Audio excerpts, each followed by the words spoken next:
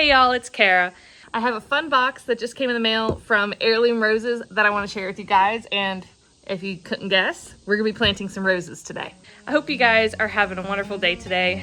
It's really beautiful here today in Virginia. The skies are blue and the grass is looking a little bit greener today. We just had a really good rainstorm last night, which we desperately needed. The weather is also starting to cool off just a little bit. Our first frost date is about 6 weeks away, and we're gonna do a little bit of planting today. Okay, I just ended up unboxing that off camera because it was a little bit difficult to get open with one hand while holding the camera at the same time. I have 3 new roses that we are gonna be putting into the garden today, and they don't look like much right now, which I think they probably just defoliated all the leaves off of the roses before shipping them due to the warmer weather we're having. It probably would be a little less stress for the plant that way. But I have 3 different varieties that are all brand new to me that we're gonna be putting into the garden today. Now, while there are no blooms on any of these roses, and in fact, there's not even any foliage on them right now, except for a couple new little shoots coming out, I do have some pictures that I can share with you guys of what each of these plants will look like as we talk about them. Before I tell you guys what new rose varieties we got, I want to give a big shout out and a thank you to Sarah over at A Homesteading Hustle. She was so sweet and she sent me a gift card to purchase one of these 3 roses. That was so thoughtful and generous. I'm really happy and really grateful. So thank you, Sarah. And I will link her information to her YouTube channel and her Instagram account in the description box below. Be warned though, if you go follow her on Instagram especially, she's always posting what she's cooking and baking, and it always makes me hungry because she's always got something yummy coming out of the oven, it seems. So now let me tell you what we ordered. I have 3 different varieties here. They're all from Heirloom Roses. I have the catalog here so I can show you guys some pictures of what they all look like, since there's obviously no flowers on them right now. The first variety we have is Sunbelt South Africa. Here, I just flipped to it in the book.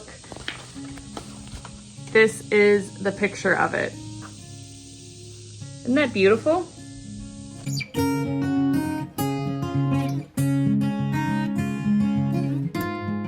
It says the color is yellow, very fragrant, zones 6 through 10, a continual blooming, and it's about 4 foot by 4 foot. I'm really loving all the apricot and more orangey tone flowers, which you'll see when I show you what the other 2 are too.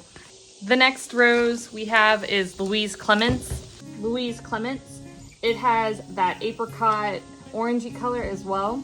They describe it as orange, but from the picture anyway, it appears to have kind of an apricot undertone as well.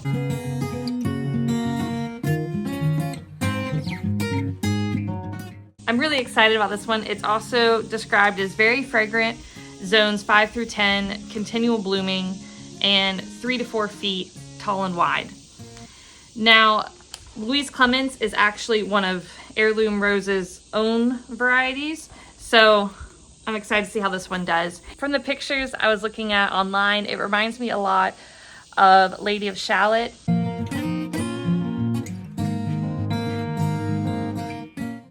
And I have that one planted right here out front, so we're gonna be planting this one near that one as well. Then the third and final rose that we're gonna be planting is State of Grace. I love the 2-toned color on this one. It appears to have kind of a yellow apricot center with more pink outer petals.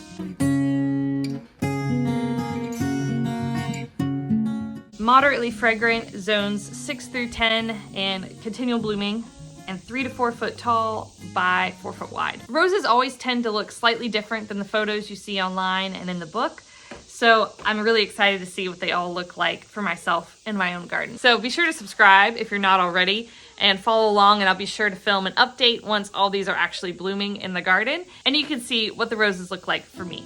Okay, so let's go plant these. So I'm gonna plant some of these roses in 2 different spots, but the first spot we're gonna plant is right off our back porch here in kind of what I've been deeming our kitchen garden.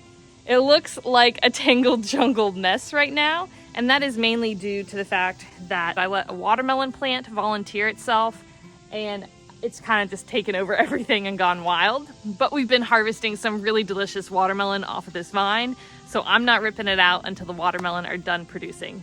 The vine, though, is just interweaved and completely taking over this space. We oftentimes put our compost just on the back stoop here, and every so often the dog will get into it and knock it over into the flower bed next to the stoop. And I'm sure that's probably where one of these watermelon seeds came from. Either that or somebody eating watermelon on the back porch spit a seed off the side of the porch and it planted itself. We still actually have quite a few watermelon growing on this vine. You can see there's still some watermelon. That one's pretty small still, but I'm just kind of letting the vine do its thing, and we'll rip it out at the end of the season. I didn't intend on having watermelon planted there, but sometimes the things you don't intend in life give you the greatest blessing, and those watermelon have definitely been a really yummy treat. Right here next to the marigolds and these zinnia flowers, I have the Lady of Shallot rose. We planted this together earlier this spring. It's in its first year still. It's had some beautiful flowers on it this year. Our eldest child recently just cut me a beautiful bouquet of these roses the other day and cut all the blooms off. There are still lots of new buds coming on and growing on this one. I'm really pleased with how it's doing. It's doing really well for it being its first year. And it's putting on lots of new growth as well. I'm gonna plant 2 of the 3 roses right here, and I'm gonna do the 3rd one in the back. I think, at least from looking at the pictures, that Louise Clements looks a lot like the Lady of Shallot rose. And I think the Golden Celebration one, that orange and yellow kind of color toned combination, will look pretty here in kind of an arched pattern. Currently there's lavender growing all along the front edge of this bed. It's kind of like an arched shaped bed. So I think I'm gonna do the Sunbelt South Africa one in the middle, and then the Louise Clemens kind of where this sage is. I'm gonna have to chop back some of this sage and harvest that to make it fit. I'd planted a lot of herbs in here. Most of the herbs are annuals, but there are a couple perennial herbs that I might have to transplant. But that's one of the fun things about gardening, I think, is it's easy to change your mind and move things around if you want to. So ignoring the jungle mess of the watermelon vine, there is the Lady of Shallot, and this is lavender all in the front. I'm gonna put one there and one about there. They have a zip tie on here, so let's cut that off and get these in the ground.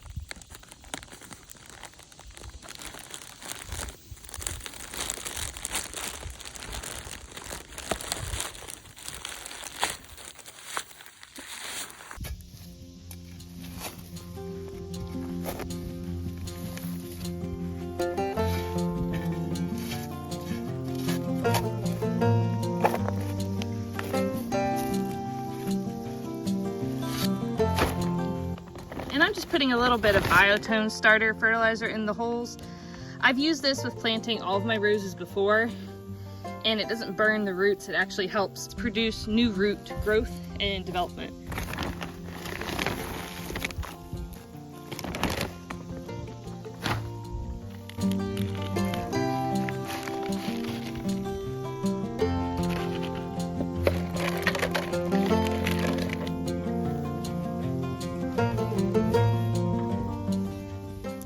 Sage and thyme both act kind of as a perennial here, and they typically come back for me.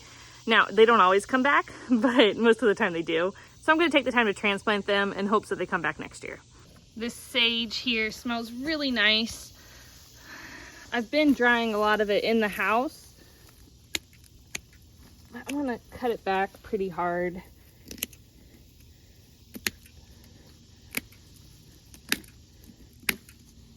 Before we move it. It just smells so beautiful, and I've really been loving using these in bouquets too, just because this kind of pale dusty green foliage I think adds a really nice contrast to some of the vibrant flowers. But this particular bunch I think I'll hang up and dry in the pantry.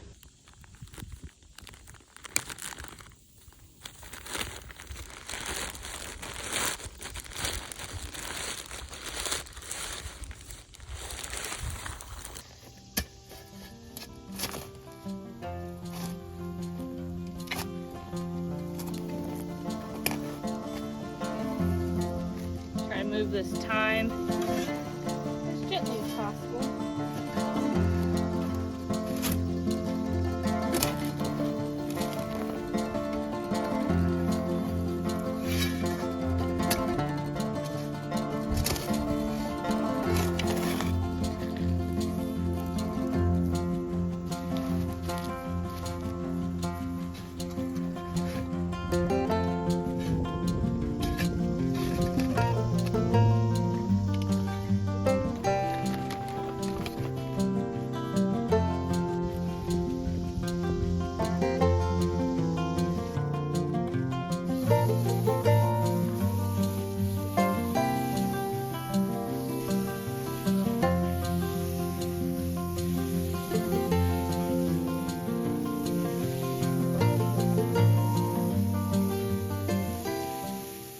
If you've seen some of our rose videos before, then you know that I have a lot of roses planted on the west side of the house, and that is where we're gonna put State of Grace, our third and final rose.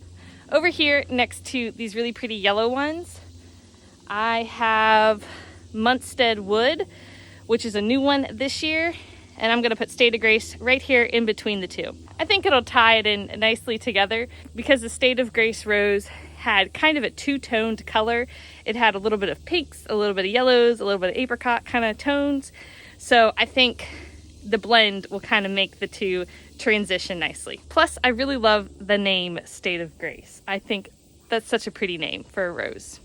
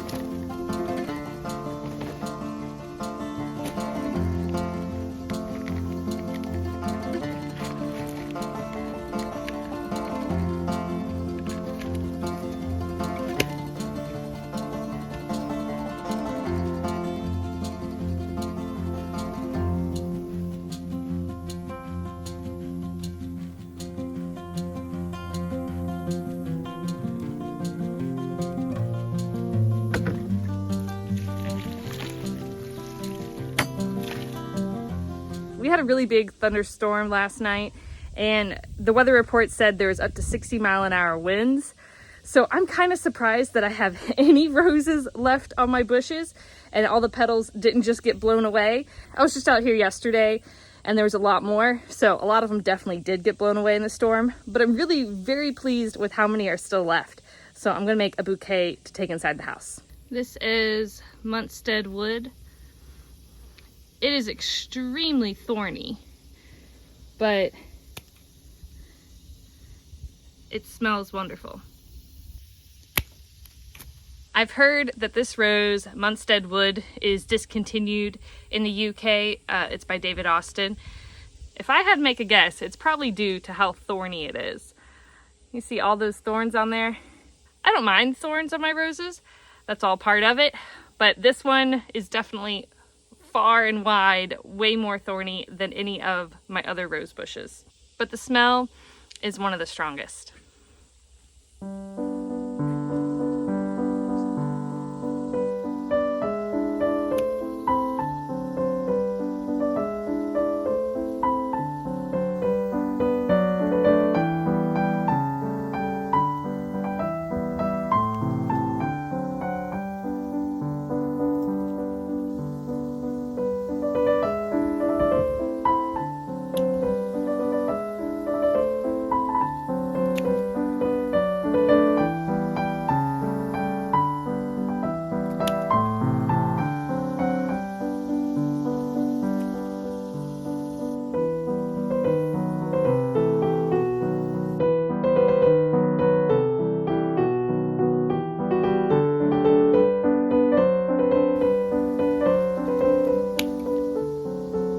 The Japanese beetles have really been doing a number on my roses this year, but thankfully they're starting to die down a little bit. You can see them. I've been using these mesh bags to keep the Japanese beetles off. They've been doing a pretty good job. The Japanese beetles have slowed down, but they were definitely pretty bad here a few weeks ago. One thing I'm learning with using these bags though, this year is the first time I've ever used them, is you have to tie them basically at the very top above the bloom, right below the bloom, because otherwise your blooms won't have enough room to grow. And it's nothing drastic, but you could see the stems kind of curve because they're hitting the top of the bag, and sometimes it smushes the top, but oh, it smells so good. But even though they're curved a little bit, they're still beautiful because there's no bug damage on these. It does take a couple extra seconds to throw a bag on, and you gotta look at the bags, but I think it's worth it to bring some extra perfect flowers into the house.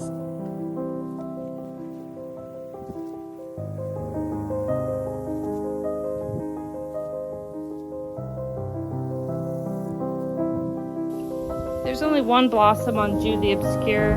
Oh, actually two. There's one hiding right here.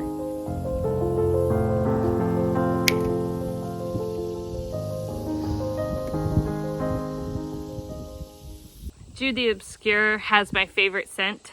It does seem to deal with a little bit of fungal issues. I've dealt with some black spot on all my roses this year. Probably just the humidity in the Virginia summers. But Jude the Obscure seems to be dealing with it the most out of any of them. And it's gotten better here in the last few weeks. I've done fish fertilizer, and I've also been putting cornmeal around my roses because I heard that can help with fungal issues. And it seems to be helping. I'm not sure which one is contributing to things clearing up a little bit, but things are looking a little better than they were a few weeks ago. And my Earth Angel Rose only has one bud for me. The Earth Angel Rose is the last one here, and oh, there's a wasp flying on my camera, and there's only one or two little buds on there, so we're not going to cut anything except that little tiny one I already cut today.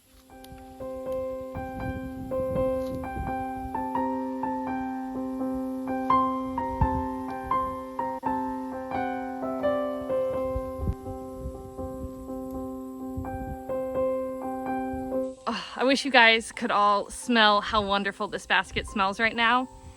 It smells so good. If you don't have roses in your garden, they take a little bit of maintenance, but please just plant some and enjoy the beautiful fragrance that they offer. I find a lot of joy in it, and it makes me really happy. So thanks again to Sarah for one of my new roses. That was really so sweet and thoughtful of you. I'm really grateful. I appreciate that so much. If you're not subscribed already, please consider doing so. And like and leave a comment on the video. It does help out our channel a lot. And if you have a friend who loves roses, feel free to share this video with them too. Next spring, hopefully those new roses will be blooming for us, and I'll be sure to show you guys what they look like. Hope you guys have a great rest of your day. Bye y'all.